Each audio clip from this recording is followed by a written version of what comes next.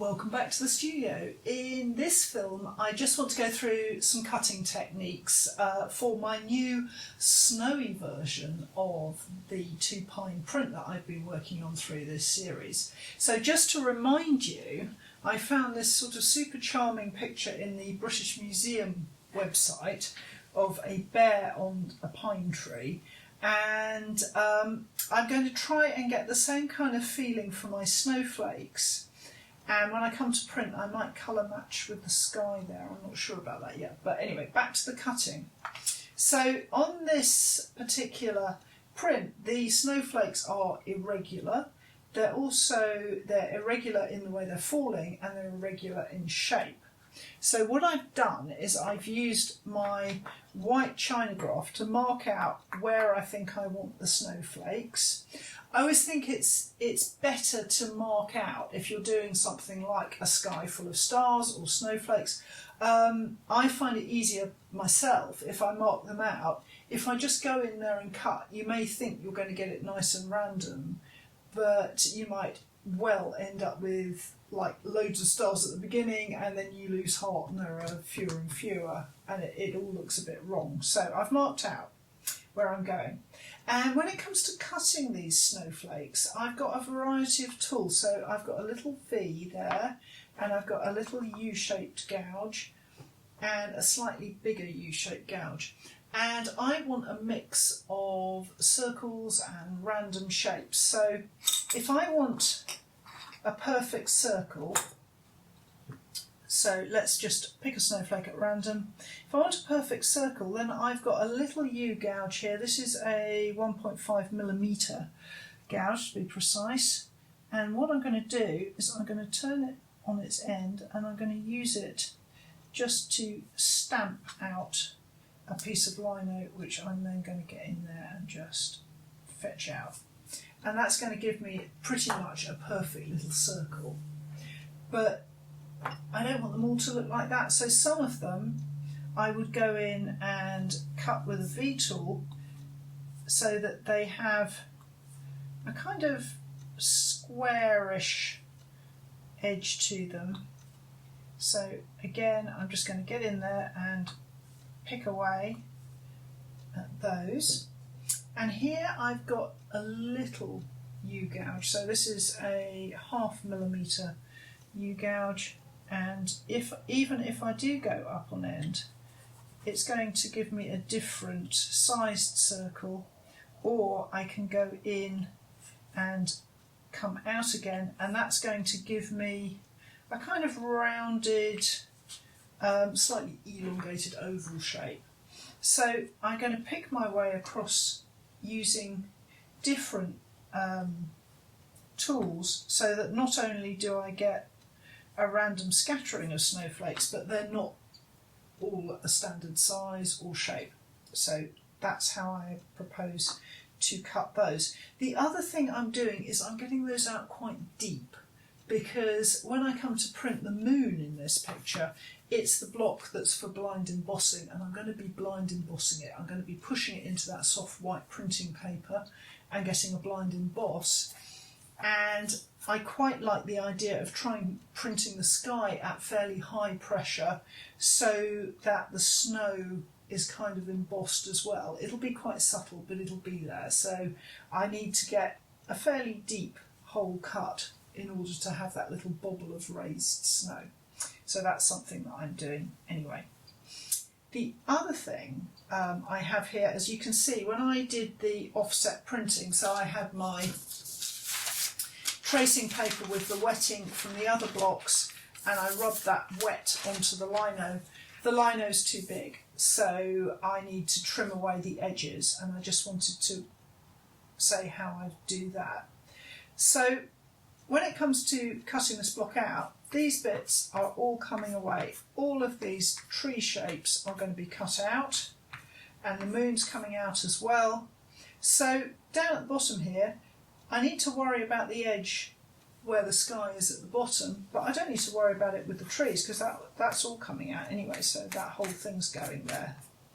So the really important edge to focus on is this one here, because there's an awful lot of it and I want it to be nice and straight.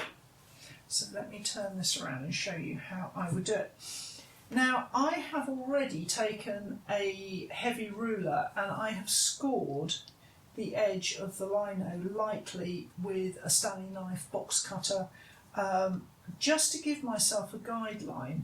I wouldn't always do that, but I do sometimes with when I'm trimming off excess lino to create a hard edge to print from. So it just gives me an initial cut. It's not a deep cut, it's more of a guideline than trying to cut the edge off with a Stanley knife. You could cut the edge off with just using a straight edge and a Stanley knife, but you'd have to be very careful. I am not brilliant at managing that without the ruler slipping and me making mistakes, so I prefer to do it this way. So I'll show you how I do it. Those steady-handed amongst you can go for the whole Stanley knife experience. So I would use, to come up to my initial cut, I would use a U-shaped gouge because I find them much easier to manage, and I've talked about this before in films, but I'll show you again. And I would run my initial cut along the lino away from the line. So I'm just going to keep going, and you see how I'm using my other hand, elbow, to clamp the lino down. So it's fairly cold in the studio today, so the lino's a little bit stiff, but I've just managed to get myself a trench down the lino there. If you are working in cold conditions and the lino is very stiff, you can warm it. In an ideal world, what I would try and do is to pop it in a warm place for a few hours to warm up gently.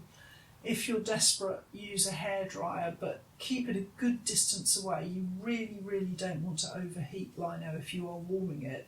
If you put it on a radiator or you put a hairdryer too close to it and the lino gets really warm, what will happen is that it'll get very crumbly, and when you cut into it, it'll actually sort of crumble away and you can end up with some really rough edges to it. It kind of blows, it's not very nice at all. So gentle bit of warming if you need to. So now I've got my cut along here.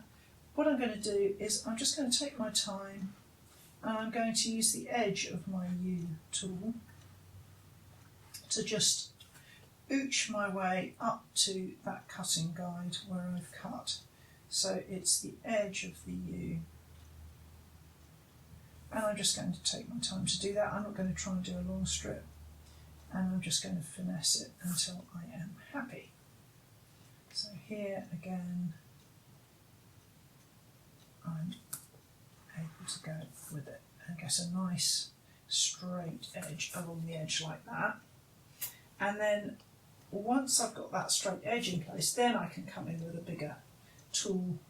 And when I'm cutting with this, I don't know if you can see there, but I've got the tool angled away so that it's protecting that edge. If I cut down here and I slip, then it's very easy to hit that edge and damage it. Whereas if I use a big scoop like this one and I angle it, when I'm cutting, if things go wrong, I'm going to scoot off in that direction, not that direction.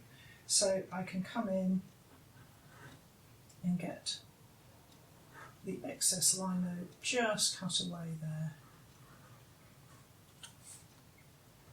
so that it's cleaned out.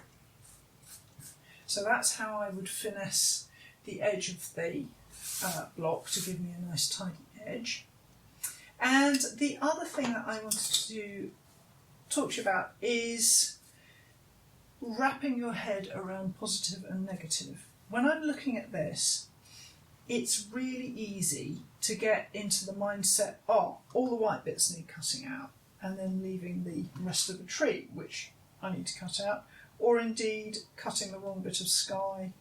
And in a coloured picture like this, it can be really tricky. So I tend to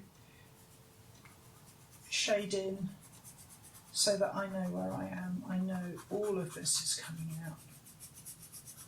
And it does, you know, what way you choose to work, which bit you need to shade in, doesn't really matter as long as you are consistent that you always shade in the bit you're going to take out, or you always shade in the bit that's going to stay, just so you know where you are.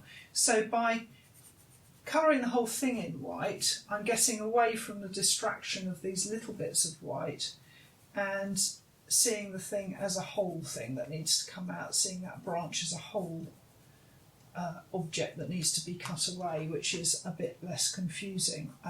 It sounds a sort of odd thing to mention, but it is so easy when you're cutting lino to kind of go into autopilot and cut the wrong bit. So that's what I'll be doing, so that I know which bit I'm cutting. And the only other thing I would say is that when I'm doing close-up work, so when I'm cutting these snowflakes and I want to check, I often use a visor to work with. And this is really for people who are like me, who wear glasses and maybe have varifocals like I do. And I have found that these opti-visors are really good. It was a jeweller who also wears varifocals who put me onto these. There are various makes of them. This is an American make and it's very comfortable.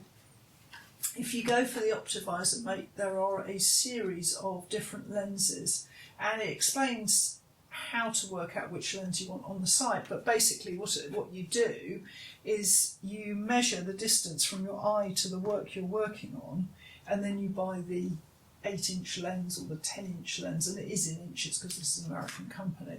And that lens will then work with your glasses. And I find with this, I can wear this for a couple of hours at a time and not end up with too bad a headache. I usually end up with a slight headache because I'm doing very fine work, but it's really helpful. So if you are going to do detail work, I would recommend having something that sits on the whole of your head rather than just glasses. I've always found these easier to work with. So I hope those little tips have been helpful, and in the next video I'm going to be getting on with some of the printing of this print. If you've enjoyed the film, please subscribe to the channel and tell your friends about it, and I hope to see you back in the studio next time.